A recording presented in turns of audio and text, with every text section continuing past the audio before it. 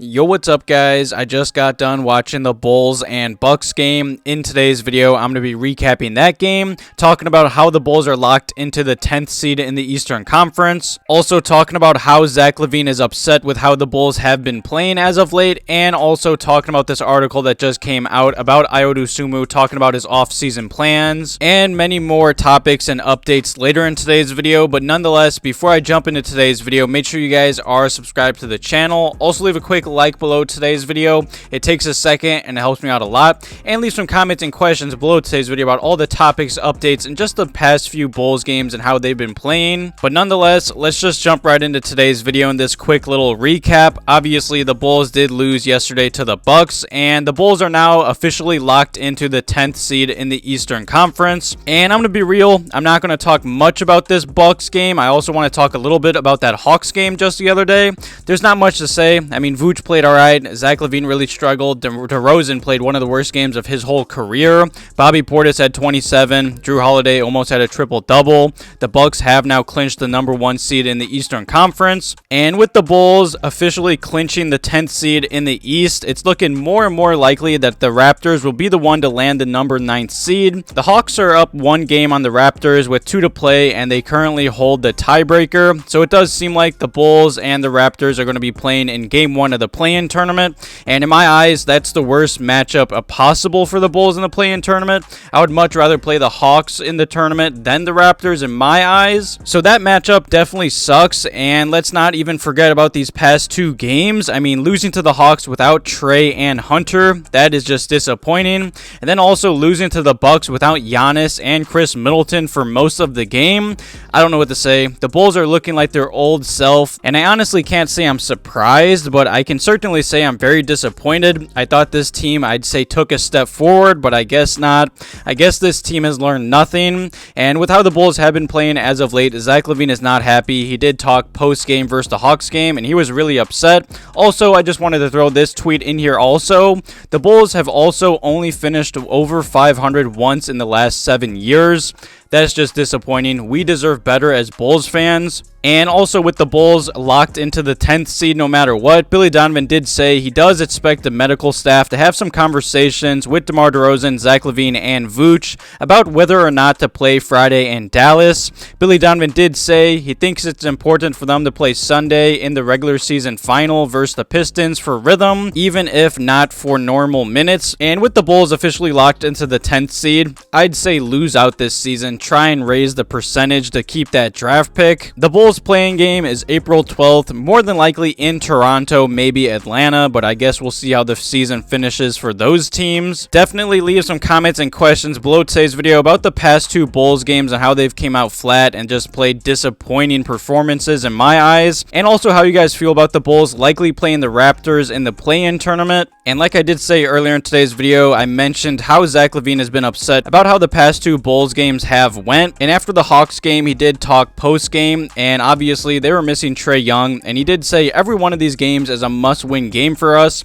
Obviously, we didn't do good enough. They wanted it more than us. It sucks to have that type of result at this point in the NBA season, and for Zach LaVine to say that, it's the honest truth, and it's disappointing. I mean, this season's almost over. The Bulls had a real chance to make a little run at the 8th seed, which was still very unlikely, but they needed to win every game, and then the Bulls come out flat versus the Hawks without their best player, and then same with the Bucks. So I don't blame Zach LaVine for being upset, but at the end of the day, you're the max contract player on this team. You got to get these guys ready to go. You got to show up. I don't know what to say. It's just the same story over and over, game by game. This whole season has been so bipolar and up and down. I don't really know what more to say. Definitely leave some comments and questions below today's video about Zach LaVine's comments as of late. And the next topic in today's video that I wanted to talk about is that this article came out from the Chicago Sun-Times about Ayo Dosunmu, talking about how he would obviously like to be starting, and also talking about the Bulls play-in tournament and just his off-season to-do list and plans. And obviously with the Pat Bev edition, Ayo Dosunmu did get benched, and he did comment on the whole starting situation,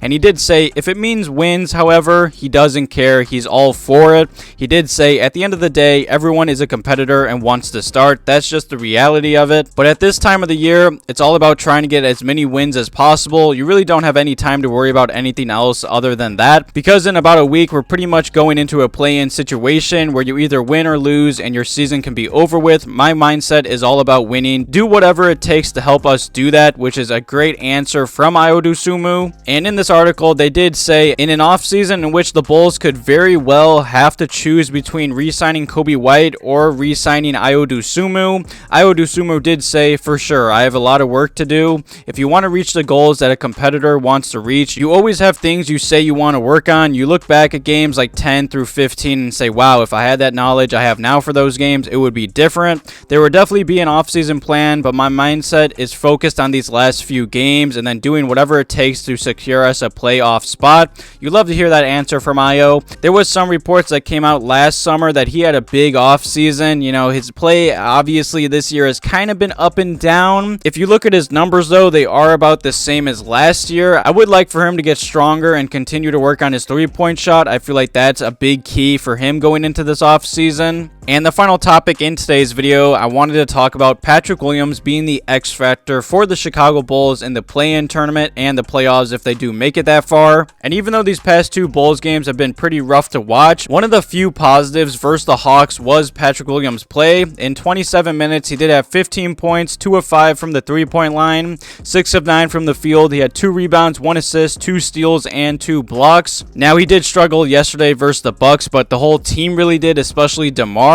And if you just look at Patrick Williams' stats, they're nothing crazy, but you can slowly see, especially on the floor, he's just getting much more comfortable in his role and his play, and especially his three-point shot. He's one of the Bulls' best three-point shooters. And in my eyes, going forward into the playoffs, say the Bulls do rest their players for these next few games, I want Patrick Williams to be playing a lot of minutes, because say the Bulls do play the Raptors in the play-in tournament, in my eyes, they have to start Patrick Williams over Pat Bev or Caruso. That Raptors team is just too big and too lengthy, and they're just too long, and they need Patrick Williams' length and I'd say his defensive presence out there. And let's just say the Bulls get out of this play-in tournament, they'd have to go up against the Bucks, and obviously Patrick Williams would be guarding Giannis. In my eyes, there's no way the Bulls could go small and start Pat Bev and Caruso. If the Chicago Bulls want to make any noise in the play-in tournament and then the playoffs, Patrick Williams needs to take a big step forward. And I did see this stat the other day on Twitter that I want to throw up on the screen. Huge shout out to Ross Pins. He was our Taurus fan club on Twitter, and he did find this very interesting stat that he stumbled upon the other day, and the stat is Patrick Williams has allowed the fewest points this whole NBA season when guarding a ball handler in ISO, and that's the fewest points allowed in the entire league, defending the opponent's best scorers. That is a huge stat. That is a huge positive for this Bulls season and Patrick Williams. And I think most Bulls fans, I know some get tired of hearing it, but he's only 21 years old. Let's be real, if the Bulls go into a full rebuild, he's the future of this team. I really do hope if the Bulls rest their starters, which I believe they should,